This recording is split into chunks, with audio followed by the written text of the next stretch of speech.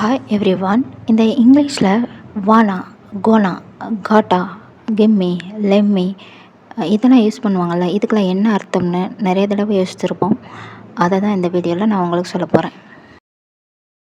லெம்மி லெம்மினா let me, அதாவது ஒரு permission கேட்குற மாதிரி. என்னை சாப்பிட விடு, தூங்க விடு, படிக்க விடு, இப்படிலாம் சொல்லுவோம்ல, அங்கெல்லாம் லெம்மி யூஸ் பண்ணலாம். எக்ஸாம்பிள் ஆஸ் என்னை தனியாக விடு சொல்லல, லெட் மீ அலோன், அதை லெம்மி அலோன் அப்படி சொல்லலாம். என்னை சாப்பிட விடு அப்படி சொல்கிறதுக்கு லெட் மீ ஈட், அதை நீங்கள் லெம்மி ஈட் அப்படி சொல்லலாம். என்னை போக விடு, லெம்மி கோ.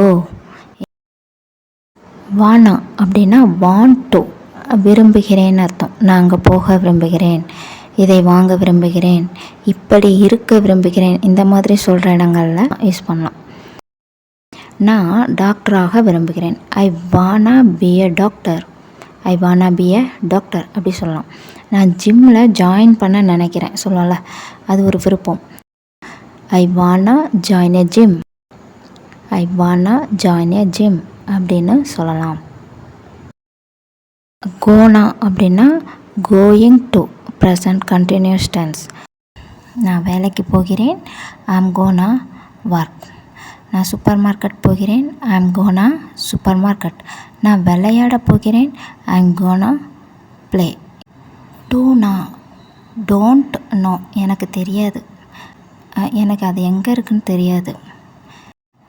ஐ டு நா வேர் இட் இஸ், அவருக்கு இன்னும் தெரியாது. ஹீ டு நா எட், ஹீ டு நா எட். காட்டா அப்படின்னா காட் டு, காட் டு நான் போக வேண்டும், செல்ல வேண்டும் அப்படி சொல்கிறதுக்கு தான், அட்வைஸ் மாதிரி. ஐ காட்டா கோ ஹோம், நான் வீட்டுக்கு போக வேண்டும், நீங்கள் உதவ வேண்டும், you gotta help. Give me அப்படின்னா give me, give me a pen, give me my phone. Give me அப்படின்னு யூஸ் பண்ணுற இடத்துல கிவ் மீ யூஸ் பண்ணலாம்.